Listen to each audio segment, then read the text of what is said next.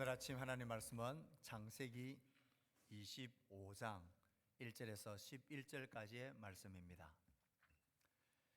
구약 성경 33쪽 창세기 25장 1절에서 11절까지 말씀입니다. 한 절씩 교독하겠습니다. 아브라함이 후처를 맞이하였으니 그의 이름은 그두라라. 그가 시므란과 욕산과 머닷과 미디안과 이스박과 수아를 낳고 욕산은 스바와 드단을 낳았으며 드단의 자손은 아수르 족속과 르두시 족속과 르우미 족속이며 미디안의 아들은 에바와 에벨과 한옥과 아비다와 엘다아이니 다 그두라의 자손이었더라. 아브라함이 이삭에게 자기의 모든 소유를 주었고 자기 서자들에게도 재산을 주어 자기 생전에 그들로 하여금 자기 아들 이삭을 떠나 동방 곧 동쪽 땅으로 가게 하였더라. 아브라함의 향년이 175세라. 그의 나이가 늙고 늙어서 기운이 다하여 죽어 자기 열조에게로 돌아가매 그의 아들들인 이삭과 이스마엘이 그를 마므레 앞 헷 족속 소알의 아들 에브론의 밭에 있는 막벨라 굴에 장사하였으니 이것은 아브라함이 헷 족속에게서 산 밭이라. 아브라함과 그의 아내 사라가 거기 장사되니라. 다같이 아브라함이 죽은 후에 하나님이 그의 아들 이삭에게 복을 주셨고 이삭은 브엘라 헤로이 근처에 거주하였더라. 아멘. 모든 것에는 시작이 있으면 끝이 있게 마련입니다. 끝은 있는데 시작은 있는데 끝이 없는 것, 그런 것은 없습니다. 아이가 태어나는 날이 있으면 죽는 날이 있습니다. 경기하는 사람들이 출발선이 있으면 결승선이 있게 마련입니다. 태어남과 죽음, 시작과 끝, 출발선과 결승선, 어느 것이 더 중요합니까?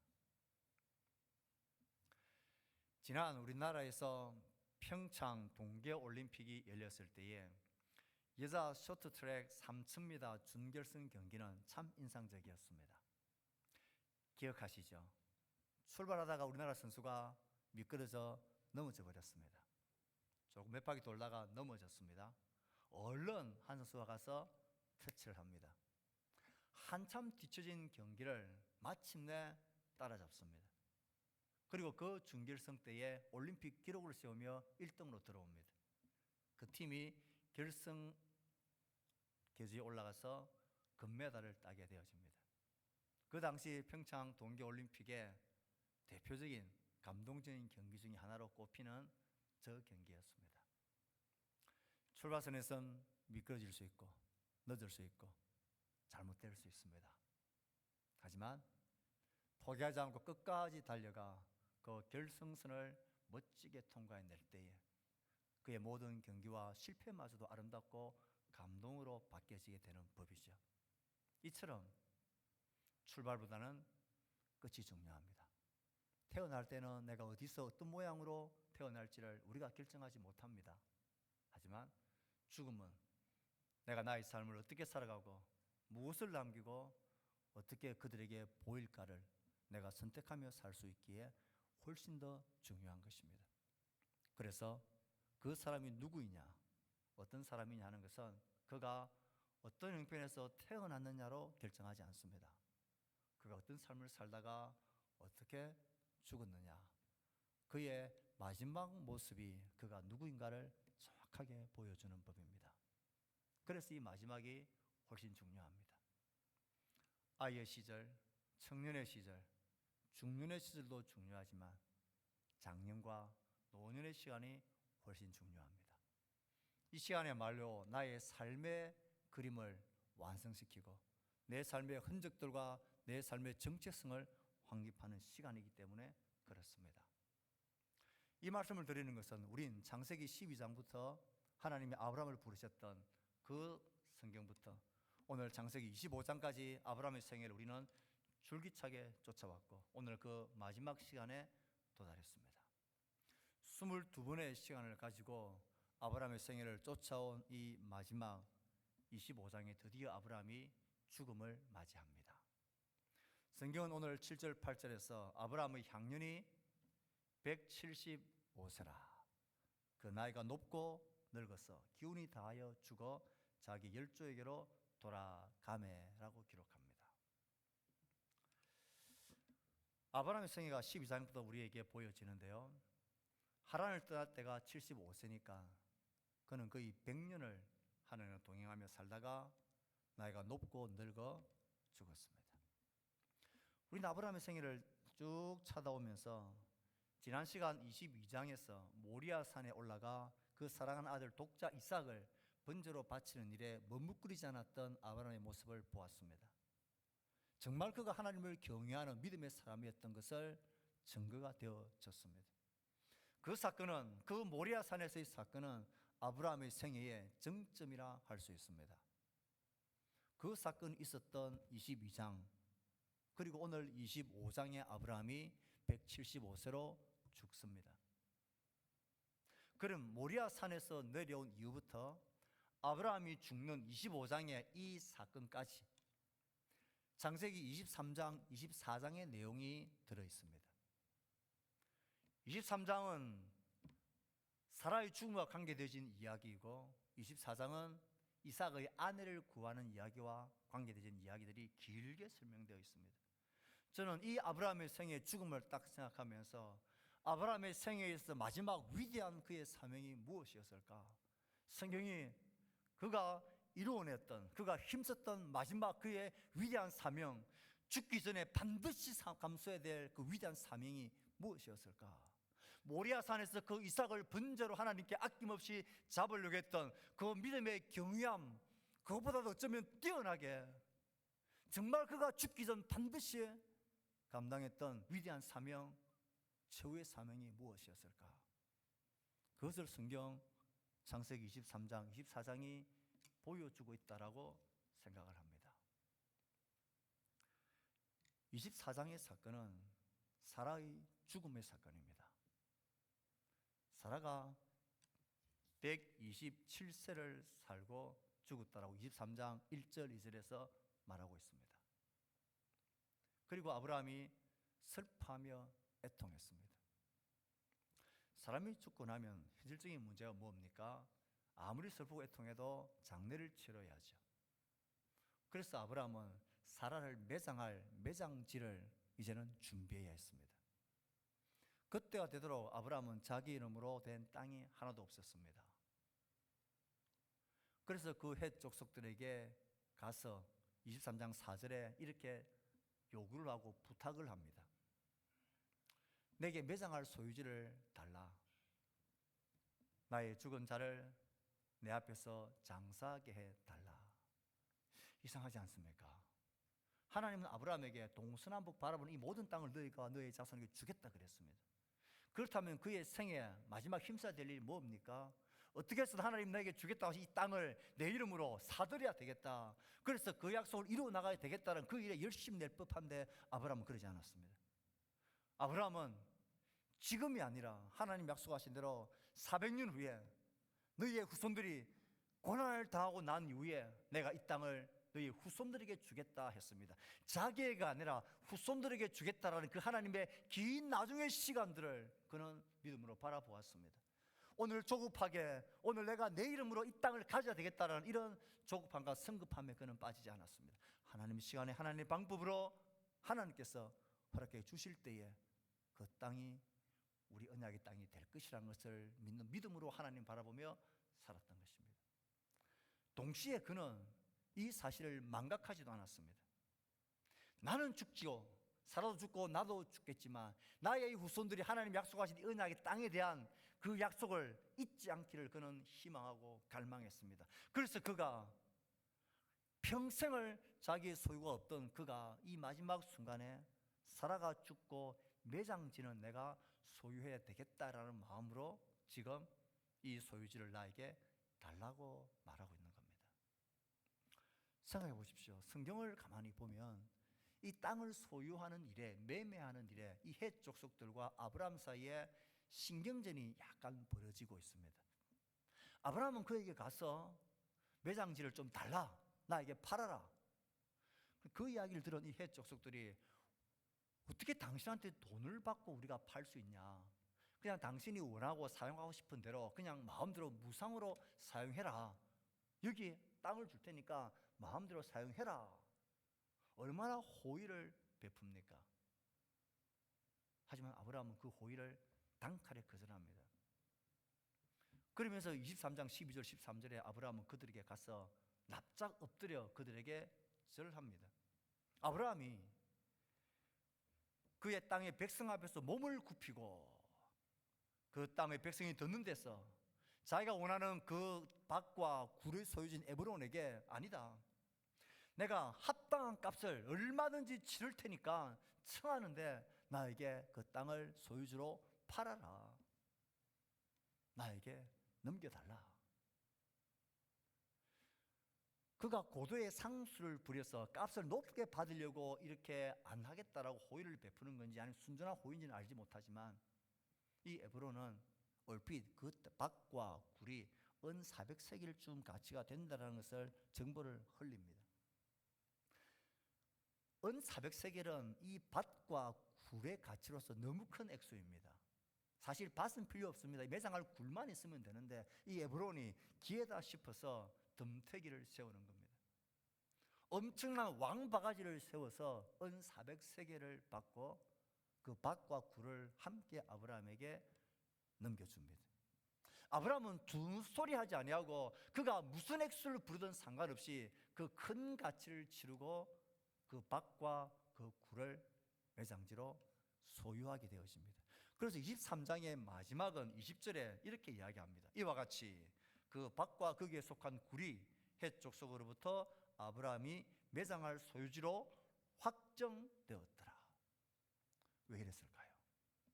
얼마든지 무상으로도 마음껏 쓸 수 있는, 그렇게 쓰라고 호의를 베푸는데 왜 그는 굳이 그 비싼 돈을 주고 자기의 소유지로 확정하려고 했을까요? 이렇게 하는 아브라함의 마음과 목적과 의도가 과연 무엇이었을까요? 지금까지 자기의 소유권을 하나도 가지지 않던 그가 이 장사할 굴은 내가 어떤 값을 치더라도 나의 소유로 확정해야 되겠다고 했던 그 마음의 의도와 목적이 무엇이었습니까? 단지 좋은 장사할 굴, 매장지를 구하려고 하는 그것이 전부였을까요? 아니죠. 비록 내 때가 아니고 나중에 하나님이 이 땅을 나의 후손들에게 언약의 땅으로 주기로 약속하시고 나는 믿는데, 그래서 나는 아무 땅도 가지지 않고 그 약속을 신뢰하고 믿고 있고 바라고 있는데, 행여나 나의 자녀들이, 나의 후손들이 그것을 잊어버릴까 봐 그들이 잊지 못할 수 있는 하나님의 언약의 땅이 여기라는 사실을 그들에게 보여주는 깃발을 하나 꼽고 있는 것입니다. 사람이 죽으면 당연히 장사를 해야 되죠. 그 당시의 문화는 가족장을 하는 것입니다. 한 큰 굴에다가 가족들이 죽는 대로 그곳에 안치를 하는 것입니다.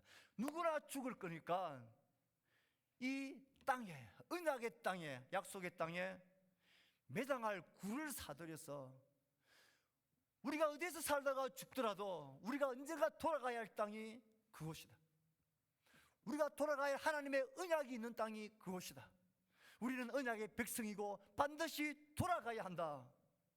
이것을 자신과 그 언약의 후손들에게 새겨주고 기억하고 정표로 남기고 있는 그 굴이 이 장사할 굴입니다. 그래서 돈을 주고 법적으로, 합법적으로 자신의 소유로 확정해 놓는 것입니다. 사라가 죽자 확정된 소유주의 그를 장사합니다. 아브라함이 죽었을 때에 그의 아들 이삭이 이 굴에다가 그 아버지를 장사합니다. 이삭의 아들 야곱은 그 시대에 애굽으로 가게 되죠. 야곱은 애굽에서 살다가 요셉의 보호를 받고 죽습니다. 그 야곱이 죽으면서 무슨 유언을 남깁니까? 나를 이곳에 장사하지 말고 나의 할아버지, 아버지가 장사되어진 그곳에 나를 장사해라. 유언을 남기고 그 후손들이 전부 다 그곳에 가서 장사를 치릅니다. 그 백성들을 돌봤던, 후손을 돌봤던 요셉이 죽기 전에 그 후손들에게 어떤 유언을 남깁니까? 창세기 50장 24절 25절입니다. 같이 읽어봅시다. 시작. 요셉이 그의 형제들에게 이르되 나는 죽을 것이나 하나님이 당신들을 돌보시고 당신들을 이 땅에서 인도하여 내사 아브라함과 이삭과 야곱에게 맹세하신 땅에 이르게 하시리라 하고 요셉이 또 이스라엘 자손에게 맹세시켜 이르기를 하나님이 반드시 너희 형들을 돌보시리니 당신들은 여기서 내 해골을 메고 올라가겠다 하라 하였더라. 예, 아브라함이 의도했던 대로 그 밭과 굴은 아브라함과 이삭과 야곱과 요셉과 그의 후손들이 반드시 돌아가야 할 땅으로 역할을 수행하고 있습니다.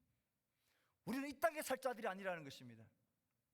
애굽 생활의 초기의 그 부유함과 나중에 그 고통의 시간들 속에서도 하나님이 반드시 우리를 돌보시고 하나님 우리를 돌아가게 할 건데 너희들 그때 그곳으로 돌아가라고, 하나님에게로, 하나님의 언약이 있는 곳으로, 하나님의 백성된 자리로 돌아가야 한다고.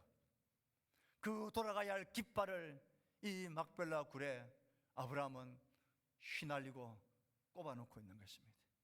이것이 아브라함 생애의 위대하고 그가 완수해야 될 마지막 사명이었습니다. 나의 자녀들이, 나의 후손들이 이 땅의 백성이 아니라 하나님의 백성으로, 하나님께로 돌아가야 할 백성으로, 우리에겐 돌아갈 하나님의 언약이 있는 백성인 것을 이들이 어떤 상황 속에서 잊지 않게 하는 것, 이게 아브라함에게 남겨진 위대한 사명, 그가 죽기 전 반드시 감당해야 할, 완수해야 할 위대한 사명이었던 것입니다. 이 사명은 우리에게도 동일합니다. 우리에게 시간이 있을 때에, 우리에게 기회가 있을 때에 우리 모든 부모 세대들은 이 말씀 앞에 겸비함으로 서야 합니다. 우리가 그들에게 남겨줘야 할 것은 많은 부동산이나 재산이나 땅이 아닙니다. 너희들이 하나님께 백성이고 하나님께 속한 언약의 백성이고 시한 공동체에 뿌리를 내려야 되고 하나님께로 너희들 돌아가야 한다. 이것이 우리가 남겨줘야 할 최대의 사명이고 최대의 유산이고 유언이어야 합니다. 아브라함의 생애는 우리에게 그것을 정확하게 말해줍니다. 24장에서 보여주고 있는 아브라함의 위대한 사명, 마지막 사명은 무엇입니까? 창세기 24장의 사건, 아브라함의 죽음 바로 직전에 마지막으로 기록되어진 아브라함에 관한 사건은 창세기 24장에 굉장히 길게 자세하게 설명이 되어져 있습니다. 창세기 24장의 모든 내용은 이제 사라가 죽었고 남겨진 이삭이 언약의 후손으로 그 언약을 이어가기 위해서 그의 아내가 될 리브가를 구하고 준비하는 일이 창세기 24장 전체의 내용입니다. 이걸 보면 아브라함이 죽기 전에 마지막으로 온 힘과 마음을 다하여 했던 그의 사명은 이삭의 언약의 후손을 이어갈 아내를 구하고 준비하는 일이었습니다. 놀랍게도 이 장면이 얼마나 자세하게 설명되어 있는지 모릅니다. 아브라함은 그 믿을 만한 종을 불러서 그에게 이 사명을 주면서 24장 3절 4절에 당부의 당부를 이렇게 합니다. 같이 읽어볼까요? 시작. 내가 너에게 하늘의 하나님 땅의 하나님이신 여호와를 가리켜 명시하게 하노니 너는 내가 거주하는 이 지방 가나안 족속의 딸 중에서 내 아들을 위하여 아내를 택하지 말고 내 고향 내 족속에게로 가서 내 아들 이삭을 위하여 아내를 택하라. 이런 당부의 당부를 시키고 그에게 맹세를 시키고 하나님이 너의 길을 인도하실 거다. 그 당부와 맹세를 한 이 종은 정말 하나님의 인도를 구합니다. 하나님의 은혜와 자비를 구합니다. 하나님의 정표를 구합니다. 그리고는 리브가를 만나고 리브가에게 이 모든 관한 일들을 가지고 이야기하고 나의 주인에게로 가겠느냐. 리브가가 결단하고 이삭에게로 가서 언약의 후손의 아내가 되어집니다. 창세기 14장 이 사건을 굉장히 길게 자세하게 기록하고 있습니다. 왜 아브라함은 이 가나안 땅에서 이 아내를 구하면 안 된다고 생각했을까요? 아브라함은 알고 있었거든요. 하나님이 자기에게 언젠가 400년 4대 후손이 지나고 나서 너의 자손들이 이곳으로 돌아올 건데 그때 너의 자손들로 말미암아 이곳에 있던 모든 백성들이 진멸을 당하게 될 거다. 이 가나안 족속은 진멸당할 백성이라는 것을 아브라함은 알았습니다. 그래서 이 땅에서 그의 아내를 구해서는 안 되겠다라는 마음의 결심을 한 것입니다. 그래서 맹세를 지키고 그 종을 보낸 것입니다. 그리고 철저하게 하나님의 인도와 하나님의 은혜와 하나님의 도우심을 구하고 하나님이 주시는 확실한 증표들을 가지고 리브가를 아내로 삼고 돌아오게 됩니다. 아브라함, 이삭, 리브가 이 종 할 것 없이 전부 다 이 일에 있어서 한 마음으로 하나님의 인도와 하나님의 도우심과 하나님의 역사를 간절히 구하는 그 절절함이 있습니다. 그렇게 리브가가 이삭의 아내가 되어집니다. 인상적이게도 아브라함의 종이 이삭의 아내를 찾은 이후부터는 아브라함의 이름들이 성경에 별로 등장하지 않습니다. 아브라함의 자리를 이삭이 대체하고 사라의 자리를 이제 리브가로 대체되어진 것입니다. 이 언약과 신앙의 세대 교체가 멋지게 일어나고 있는 이 장면, 이건 정말 가슴 떨리는 장면이고 이건 정말 우리가 이 세대 앞에 지금 우리의 현실 앞에 정말 가슴 붙잡으며 가슴 치며 하나님 앞에 우리가 써야 될 심각한 도전이고 문제입니다. 이 세대의 우리의 자녀들이 걸핏하면 난 비혼주의라고 이야기를 합니다. 그래서 야 제발 결혼만 하겠다고 생각만 가져도 고마워야 될 세대가 되어져 버렸습니다. 이런 사태를 우리가 바라보면서 이런 세대 속에서 믿음의 거룩한 후손들과 경건한 후손들을 이어갈 이 일 앞에 이제 그렇게 말하신 시대는 지나갔고 끝났고 더 이상 그것은 현실과는 맞지도 않는 그런 문제고 그건 절대 말할 수 없는 그런 문제라고 우리 이미 항복을 해버렸고 이미 손을 들어 버렸습니다. 하지만 하나님의 말씀은 우리에게 그렇게 말하지 않습니다. 그렇게 심각한 상황이고 어려운 문제인 걸 알지만 그래 그만큼 그렇기 때문에 어떻게 마음과 어떻게 가슴을 치며 기도하며 하나님의 도움을 구하고 하나님의 사신 도우심이 그들의 생애 가운데 내가 살아있는 생전에 그들이 내가 죽기 전에 반드시 가르치고 보아야 될 그 영광스러운 날이 이것입니다. 나의 자녀들 나의 후손들이 함께 하나님을 예배하고 언약의 백성을 울타리로 들어오는 이것을 내가 보지 않고는 나는 눈을 감지 못하겠다라는 이런 각오와 결심들이 우리 가운데 있어야 합니다. 이건 우리가 죽기 전에 반드시 감당해야 될 위대한 마지막 사명입니다. 왜 성경이 24장에 이 이삭의 아내를 구하는 이야기를 이렇게 자세하게 이렇게 길게 아브라함이 죽기 바로 직전에 그가 감당했던 위대한 사명 그의 모든 관심이 그의 죽기 전에 여기에 있었다라고 성경은 이렇게 보여주고 있는 걸까요? 이게 너무나 소중하고 너무나 중요한 우리 세대의 책임이고 우리 세대의 특권이기 때문에 그렇습니다.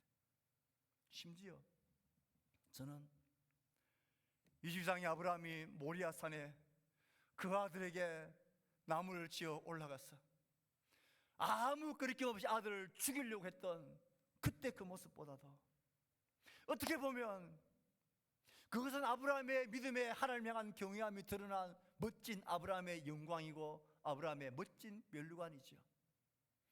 그렇게 멋진 아브라함의 믿음의 경외함이 만약 그의 세대에서 끝나버렸다면 그 믿음의 세대가 아브라함에게서 그 놀라운 모리아산의 영광과 헌신이 모리아산을 내려오면서 그의 세대 그가 죽음으로 끝나버렸다면 그 믿음의 아름다운 경외함이 이삭에게로 야곱에게로 요셉에게로 그의 백성들에게로 넘어가지 아니했다면 그 모리아산의 그 영광스러움이 도대체 무슨 의미가 있습니까? 그 영광이 도대체 무슨 의미로 우리에게 남는 것입니까? 저는 아브라함의 생애를 마지막을 25장을 살피면서 이 무거운 주제를 가지고 가슴 떨리는 마음으로 호소하고 여러분에게 외치고 싶습니다. 앞선 우리의 세대에 죽기 전에 감당해야 될 가장 위대하고 가장 중요한 사명은 많은 재산, 많은 땅, 많은 부동산, 많은 유산을 남겨주는 게 절대로 아닙니다. 어떻게 해서든 우리 가운데 있는 이 믿음을 이 아이들에게 남겨주기 위하여 온 마음과 관심을 쏟아야 합니다. 그것이야말로 우리가 감당해야 할 가장 최후의 사명, 위대한 사명, 절대 포기할 수 없는 사명이라고 오늘 성경은 아브라함은 우리에게 그의 죽음으로 우리에게 말하고 있습니다. 사랑하는 성도 여러분, 예수 믿는 우리들도 은연중에 부모로서 우리 자녀들에게 그럭저럭 괜찮을 만한 유산과 재산을 남겨주는 게 부모의 노릇을 어느 정도 다 하는 것이라고 생각을 합니다. 저는 그 생각에 딴지를 걸고 싶습니다. 수억, 수십억을 남겨준다 할지라도 우리의 영적인 현실에 대하여 우리는 자각하고 이 현실 앞에 숨지 말아야 되고 도피하지 말아야 합니다. 그 엄청난 모든 재산과 유산들과 삶의 배경들이 그들 하나님의 언약의 백성으로 돌아오게 하지 못합니다. 우리의 자녀들과 우리의 자손들에게 우리가 감당해야 될 가장 중요한 사명은 내가 기회가 있을 때에, 나에게 시간이 있을 때에, 나에게 영향력이 있을 때에, 내가 이 세상에 아직 눈을 떠서 빛을 보고 있을 때에 나의 아들과 딸들과 나의 사위와 나의 손녀들과 나의 손주들이 하나님의 언약의 백성으로 언약의 땅으로 신앙의 땅으로 들어오는 것입니다. 이 일이 나의 평생의 최후의 소망이라는 것을 이 아이들이 알게 해야 합니다. 이것이 아니고서는 내가 살 맛이 없고 이것을 보지 않고는 나는 도무지 죽을 수 없다라는 이 절절함이 우리 아이들에게 전해져야 합니다. 너의 인생 너가 알아서 살아라고 천만의 만만의 말씀, 그건 하나님 나라와 영원한 죄와 심판의 지옥의 실제에 대해서 내가 거부하는 것하고 똑같습니다. 이게 어렵다는 걸 압니다. 이게 얼마나 현실적으로 힘겹다는 것도 압니다. 제일 안 되는 게 자식들 농사이지 않습니까? 조금만 머리만 큰 애들은 부모 말을 듣지 않습니다. 자기 생각이 옳은 대로 행한다는 것 압니다. 그래서 우린 기도해야 하는 것입니다. 그래서 이 땅의 모든 부모들은 하나님 앞에 나와 간절히 기도해야 하는 것입니다. 그래서 우리는 금요일 밤 기도에 모여서 공동체를 위해서 기도할 뿐만 아니라 우리의 자녀들과 우리의 후손들을 가슴에 안고 우려하는 것입니다. 이런 문제를 가지고 있으면서 기도하며 가슴을 치지 않는 것을 볼 때에 저는 도무지 이해를 할 수가 없습니다. 왜 기도하지 않는지, 왜 이 중차대한 우리의 사명 앞에 손을 놓고 있는지, 왜 그렇게 살아도 되는 건지, 우리의 자녀들이 교회에서 떠나고 우리의 자녀들이 믿음에서 떠나고 간당간당한 무늬만 있는 그리스도인으로 살아가는 것, 저는 그거 진짜 보기 싫습니다. 저는 참 그 생각만 해도 가슴이 떨립니다. 사랑하는 성도 여러분, 이 주제가 오늘 무겁고 우리의 마음이 힘겨운 주제이지만 우리는 하나님 앞에 겸비함으로 서셔야 합니다. 이것은 부모된 우리가 이 땅에서 죽기 전 우리의 눈을 감기 전에 반드시 감당해야 될 나의 최후와 최고의 위대한 사명입니다. 우리의 평생의 생전에 이 아이들이 신앙 안으로 돌아오는 것을 보지 못할 수 있습니다. 하지만 이 아이들의 심령 속에 나의 엄마 아빠가 이것을 얼마나 간절히 갈망했는지, 이것 때문에 눈을 감지 못하고 즐겨하던 그 모습이 이 아이들의 심령 속에 각인시켜줘야 합니다.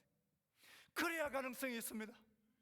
살아 생전에도 이 아이들이, 우리의 자녀들이 언약의 후손으로 들어오지 못하는 자녀들이 우리가 이 땅을 떠나고 난 후에 그들이 하나님에게로 돌아갈 가능성이 있긴 하겠습니까? 그게 우리의 실제입니다. 이 아브라함의 죽음의 모습, 성경의 24장에 이렇게 길게 이야기하고 있는 이것은 아름다운 러브 스토리가 아닙니다. 우리는 이 말씀을 읽으면서 우려하는 것입니다. 우리의 자녀를 생각하며 이 말씀을 읽으면서 가슴을 쳐야 하는 것입니다. 도대체 나의 인생의 마지막에 나의 마지막 남긴 나의 마지막 모습, 그것은 뭡니까? 우리 자녀들에게 근사한 욕되지 않을 만한 자산을 남겨주는 것, 그것은 너의 평생의 삶에서 제일 중요한 것이 이 자산이다. 땅이 있어야 되고 집이 있어야 되고 돈이 있어야 사람 구실한다. 그것을 유언으로 남기는 것하고 똑같습니다. 이 아이들이 어떻게 해서든지 믿음의 유산에 대한 결심과 각오를 남기셔야 합니다. 우스갯소리 같지만 저는 이런 마음이 들었습니다. 여러분들이 자녀들에게 남겨줄 유산이 있습니까? 그러면 그냥 적시로 남기지 마세요. 신앙의 언약 아래 확실히 들어오지 못한 것 때문에 그렇게 가슴이 저리고 아프다면 이런 건 어떻습니까? 그게 현실적으로 가능할지는 저는 모르겠습니다. 하지만 이렇게라도 말씀을 드리고 싶습니다. 제법 괜찮은 유산들을 적시로 남겨줄 게 아니라 변호사를 부르고 공정을 세우고 그 교회 목사님을 부르십시오.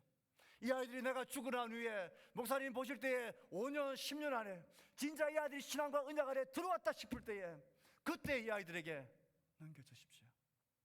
목사님 볼 때에 절대 이 아이들이 신앙 안에 들어오지 않을 것 같으면 그건 교회로 넘기십시오. 왜 그렇게 못합니까? 우리가 살아서 그것을 보지 못했다면 우리가 할 수 있는 최선을 다하며 그 아이들에게 이 언약의 건덕지를 남겨야 하지 않겠습니까? 그래야 그들이 돌아오지 않겠습니까? 단편적인 얘기긴 하지만 우리의 삶의 문제에서 이만큼은 여러분 숨어서는 안 됩니다. 이것을 회피해서는 안 됩니다. 이것만큼은 우리의 삶의 남은 생의 전부를 걸고 이 일에 헌신하고 각오하시고 애를 쓰셔야 합니다. 그런 여러분의 모습을 보면서 우리 아이들이 놀라게 하셔야 합니다. 왜 저래? 안 저러시더만 왜 저래? 그래서 그 아이들이 그 엄마 아버지의 모습이 이 막벨라 굴을 확정했던 깃발을 꽂아놓는 언약의 깃발이 되게 하셔야 합니다. 그들에게 신앙의 터전인 교회 공동체가 그들의 평생에 내 삶을 걸고 뿌리를 내려야 할 교회 공동체가 얼마나 소중한 것을 보여줘야 합니다. 신앙의 경건한 가정을 이루는 것, 그냥 간당간당한 그리스도인 말고 주일이면 온 마음으로 하나님을 예배하고 우리의 삶의 모든 수입의 11조를 아낌없이 내 삶을 하나님께 드릴 수 있는 이런 믿음의 거룩한 공동체가 훈련이 되어지도록 애를 쓰셔야 합니다. 이것이 아니고는 우리에게 남겨진 위대한 사명, 최후의 사명을 감당할 방법이 없습니다. 사랑하는 성도 여러분, 저는 자신할 수가 없습니다. 목사의 딸인 저희 집의 세 아이들이 정말 신앙을 아름답게 지켜나가고 신앙의 가정을 이루고 우리 집 오시는 그날까지 우리의 손자, 손녀, 그 손자, 손녀들이 한 사람도 예외 없이 주일이면 당연히 온전히 하나님을 예배하는 것을 기쁨으로 여기고 내 삶의 전적인 주인이 하나님이시라는 것을 즐겁게 고백하고 그렇게 하나님을 예배하고 섬기지 않는 것을 상상하면 밥맛이 없습니다. 이 아브라함의 죽음이 우리에게 남기는 도전은 그냥 어떤 감정적인 것이 아닙니다. 우리 모두의 현실이고 우리 모두가 하나님 앞에 서야 될 중차대한 우리의 사명입니다. 힘겹지만 버겁지만 부모인 우리가 이것을 포기해버리면 이 자녀들은 소망이 없습니다. 사랑하는 성도 여러분, 우리 함께 우리의 주어진 시간이 있을 때에 이 믿음의 길을 우리 아이들에게 보여줍시다. 그들이 돌아와 뿌리를 낼 수 있는 신앙의 깃발을, 교회라는 공동체의 깃발을 펄리게 주십시오. 신앙의 경건한 믿음의 가정에 얼마나 소중한 것인가를 우리의 온 마음을 다하여 보여주십시오. 그것을 평생의 뼈에 사무치도록 우리의 자녀들이, 우리의 후손들이 그것을 기억하도록, 그래서 그들이 그 모습 보면서 그들이 돌아오게 되어지는 막벨라 굴과 같은 역할 되도록 그 깃발을 꽂고 세우는 하나님의 백성들, 우리의 소중한 우리의 가족들, 믿음의 부모들, 이 싸움을 포기하지 않는 믿음의 사람들 되기를 주의 말씀으로 축복합니다. 우리 주신 말씀을 생각하며 헌신하고 다짐하는 기도를, 우리 자녀들을 위한 기도를 이 시간 각자의 목소리로 하나님께 드리겠습니다.